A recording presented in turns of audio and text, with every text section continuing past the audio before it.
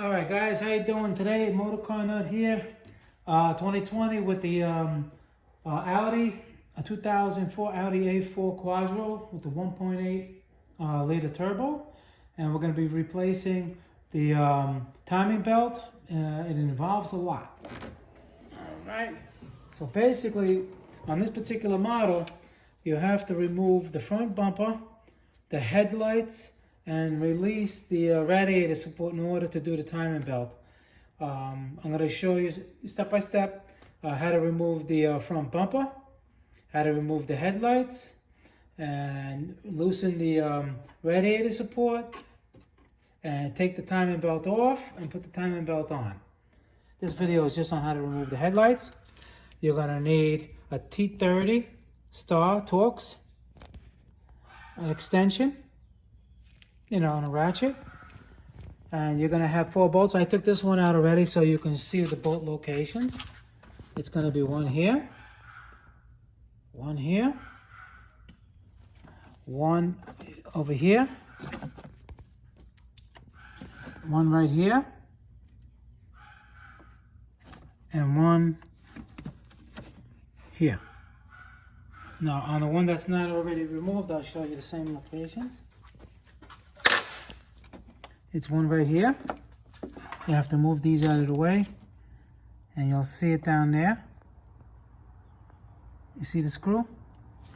And then over here, you move this out of the way. Down here, you see the other screw. It's right down there.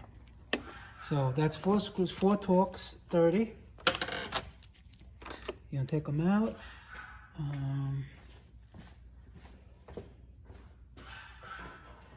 It would help to have like a little magnet like this, so you can go down there.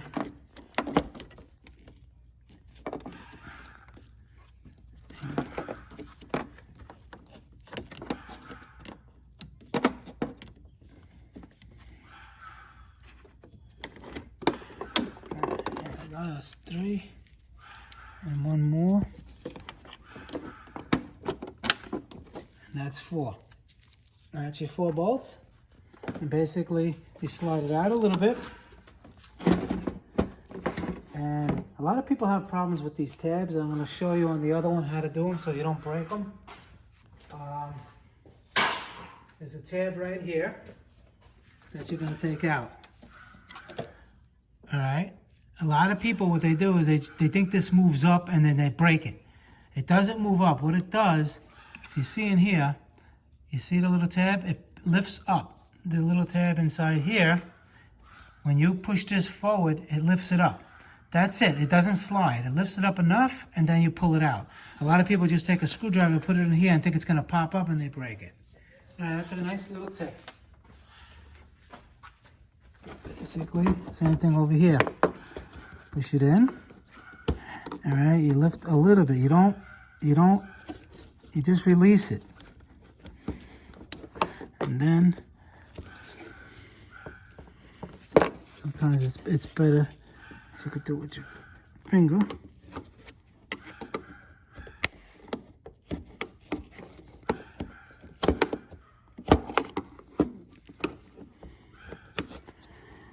Do that again.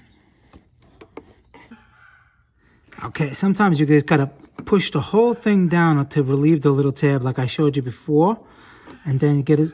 You could do it with your finger or another screwdriver, and then you just lift up and it comes out. Here we go. And it comes out. And you see, this is what you're trying to relieve. See the little thing going up and down? Yeah, again, this doesn't slide out. If you try to put it, do it any more than that, it's going to crack. So a lot of times when you put it in, when it's in, sometimes you got to push it in a little bit more to relieve the little hook, and then do it. And then bend it out and it pops out. Okay, and that's how you take out the headlight. Take the bumper off. In here, first thing you do after the headlights are removed, that's my other video, there's 3 bolts in here. And the inside of that connects the fender to the bumper, there's 3 10mm bolts. You have to take those out on that side. The same thing on this side. You can come over here, just show. In other words, like if you're inside over here, they're right here. There's one here, one here, one here. It's nuts. You take them off. They're 10 millimeter, those three. Once you take those three out, you're gonna pop these off over here, the grill. You get a screwdriver in there. Be careful not to break the tabs, and you just pop them off. You see what they look like? Don't do it from this side because you'll break this one if you try to pry it there. Pry it from this way or down, like here, from up here, and then it'll pop off. You do the same thing on the other side, okay? And now what's that gonna do? Lower this a little bit. I mean, the car's on a lift, but you can easily do this on the ground. I'm doing this for demonstration purposes.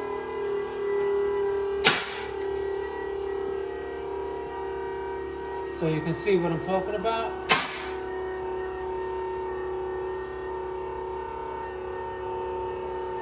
Of why I took it off. Over here on the bottom here, you're gonna have a Torx 20 right here. You're gonna take that bolt out there. On this side, you have the same thing, a T20. You take this one out. I loosened them already.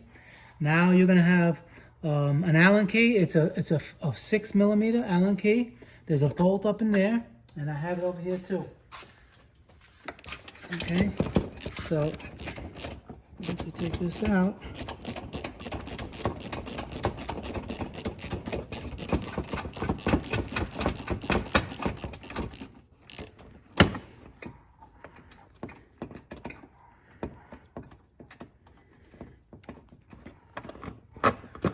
okay, and the bolt comes out. So you got your 20 Torx, T20 Torx, and a 6 millimeter Allen hex.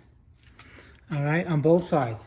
Then you come over here, and you have another right here. You have another T20 Torx on this side, and the same thing on the other side. Okay, let's recap before I pull the bumper off. You have 3 10 millimeter nuts on this side connecting the fender to the bumper. Same thing on the other side, another 3. Matter of fact, you can come over here and see what I'm talking about. You see, 1, 2, 3. Okay, you have that. Then you take the grills off. You just pry the grills off. You got a T20 and a 6 millimeter Allen key socket on both sides there. Then you have another T20 here and another T20 on the other side. Now the bumper should come off. All right, so now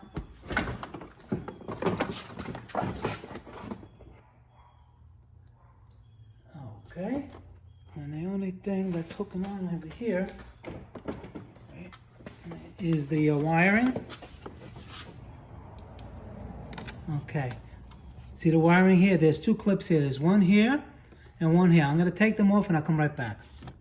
Okay, took these 2 clips off. Like I said, again with these clips, you just wedge it in there. You can see it moving. You just wedge it in there with your thumb and just push out. Do not pry on the clip over there. You'll crack it. And now it should come off. Okay. Now it's off. And now that's basically how you take the front bumper off. And basically what you got to do, you got to remove you don't have to remove, you have to push back the radiator support. And how to do that is you start after the bumper's off. There's other videos to show you how to take the bumper off. These support, the shock where the front bumper goes, the shock absorbers here. There's a 45 Torx bolt here. I'm going to take it off. There's 45 Torx here, here, and here, and a 10 millimeter here. This is basically the bolts. There's 3 of them here, 1, 2, 3, and a nut 10 millimeter. And the same thing on the other side. You take these off. After you take those off, you come around the side over here, and there's going to be a 30 Torx. Let's see, go back. Anyway, it's a 30 Torx. 30 that goes over here. You take that off, that releases this. This goes here. You take that bolt off. Same thing on the other side. You come up on the top. Same thing. There's two 30 millimeter. I'm sorry, I keep saying millimeter. It's T30 Torx. You know, the star over here, and the same thing on the other side. Now, after you do that, and the purpose of that, you're not taking the radiator support off. What you're doing is you're just moving it a little bit out. Now, if you come over here, you can see now you have enough room to do the timing belt, you know, take your bolts off, because without removing the radiator support, it's too close to the engine, you just can't do it. So that's why it's a pretty big job, but it's straightforward. It's not that hard. You know, you want to save yourself some money. That's what all my videos are about. You have, you know, a little basic knowledge, and you can get to it. So if you look on the side over here, on the side, you can see, like, this is where it was. You know, it's just way too close. See, so it gives you enough room. Once you loosen everything, you know, you can wiggle it out. You can take more things off if you want. You really don't even have to drain the coolant. But obviously I did, because I took the head off. And you got enough room to work. I mean, the car's on a lift, but you can easily do this with jack stands. Never use just a jack, always use jack stands. And, you know, you can do the job. So after this, I'm going to show you how to do the timing belt. Basically, what you're going to do is 13 millimeter. Well, I'm sorry. Wait, let me back up. We have a 17 millimeter.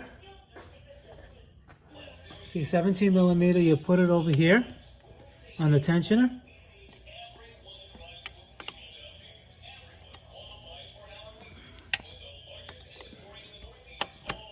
And then what you do is you just do it clockwise, and you release the serpentine belt. I already did it, you know, but I'm showing you how to do it. That's how you release the serpentine belt. You see the belt? And then after you do that, there's 13 millimeter bolts. There's 3 of them. You take those off to remove the adjuster, the tensioner. And after that, we're going to continue. Once you get the tensioner and the serpentine belt off, you take the tensioner off. Like I said before, there's 3 13 millimeter bolts, and it goes right here, and it comes right off. Then you have 10 millimeter here, 10 millimeter here, and over here. Just take those off. This is not going to come off yet, because there's going to be 10 millimeters in the back of the pulley. It's a 6 millimeter. I'm trying to put the light. I have a headlight and the light in. Okay. And then what you're going to do, because mine, the head is off, so there's no timing belt. Maybe if you had a timing belt on it, it wouldn't turn on you, but it's turning on me. So I'm going to put a 3/4 inch 12-point socket in the center. You don't have to take the center bolt off. That's just to hold it. And then you have 4 6 millimeter hex bolts around. I'm going to take the 4 6 millimeter hex bolts off, but I'm using the center bolt to hold it from turning. Once you take that off, there's going to be, I think there's 3 other 10 millimeter bolts, and then the timing belt cover comes off. 4 bolts. There's 6 millimeter. Hex, Allen key hex bolt, 1, 2, 3, 4. You don't take the center one off, because that's a pain in the neck. That has a lot of pressure and a lot of pounds. This comes off, and then back of that, you're gonna have 2 more screws, and then this backing plate comes off. The timing belt cover plate, and this is the one that goes on top of it. And I'll show you over here, so you can see it with the light. Okay, so once you took the pulley off, the 4 bolts, you leave the center one on like I said, and there's going to be 2 more bolts on the plate, and then the other plate just comes right off. Now look at the reason why. Look at why this one failed. Look at all of this. This is why you have to change. Look at all this. It was never changed. This is the timing belt, believe it or not. All right. And what it did is it failed because it's rubber. And look what it did. Look, no teeth here. You see that? You see the teeth here? No teeth there. You see this? And this was spinning. Top is not spinning. The head is not spinning. The valves, I mean, up there. And it bent every one of them. No, actually, out of 20 valves, it bent 16. So, but that's the reason why you have to change your timing belt. And this one is soaking wet with oil. I'm going to clean this all up. And I mean, it's your call. I mean, this actually, it's not really oil. But oh my God, look at the timing belt. Look at all of this. Look at this. This is all timing belt. Actually, there is no oil. So, I mean, a good practice, you would have to take this bolt off, obviously. Take the gear off, and back it is a seal. That's called the front seal, the front crank seal, and replace it. It's a good idea to replace it now. I'm going to do the same thing because it's just a very hard job to do. And why would you want to have that seal leak? You know, right after you did a big job like this? Doesn't make sense. All right, so I'm going to put the head on. Once I put the head on, then I'll do the timing belt and I'll continue this video. Okay, now we're going to continue installing the timing belt on a 2004 Audi A4 Quattro. It doesn't really matter. It's the 1.8 turbo. First thing you want to do is your timing marks. Here's the camshaft timing mark. There's a little mark. I put a little white mark there. And on the valve cover, there's another little mark. Now, on the crank, try to see it. There's a mark on the crank pulley, and there's a mark on the timing cover, a little steel mark. I'll show you down here.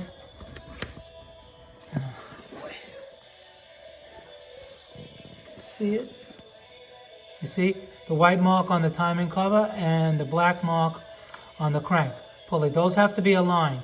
Now, you have to do that. I temporarily installed the bottom timing cover, and I temporarily installed the crankshaft just to get that mark, because I don't think there's any marks on the cam gear, the crank gear itself. But I'm going to take it off and see if there is marks, but I'm not going to move it right now.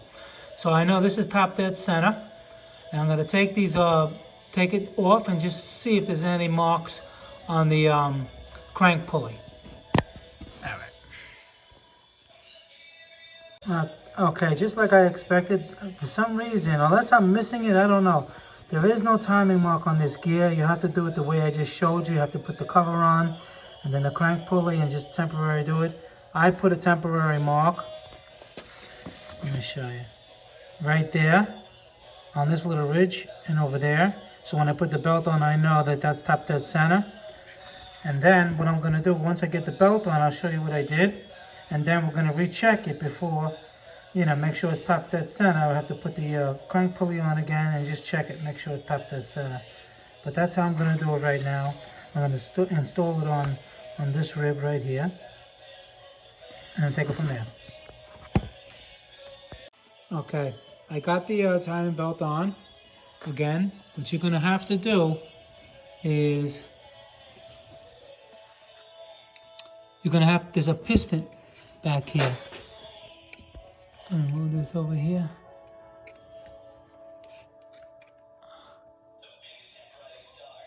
Okay. Behind here, there's a piston, the tensioner. It's built into this, into the aluminum housing over here. And that has to be pressed down. What you do is you use a I believe it's 6mm. Let me see, hold on. I got here. Oh, 8mm. 8mm hex, right? And you put the 8mm hex in here, and you do it counterclockwise, right?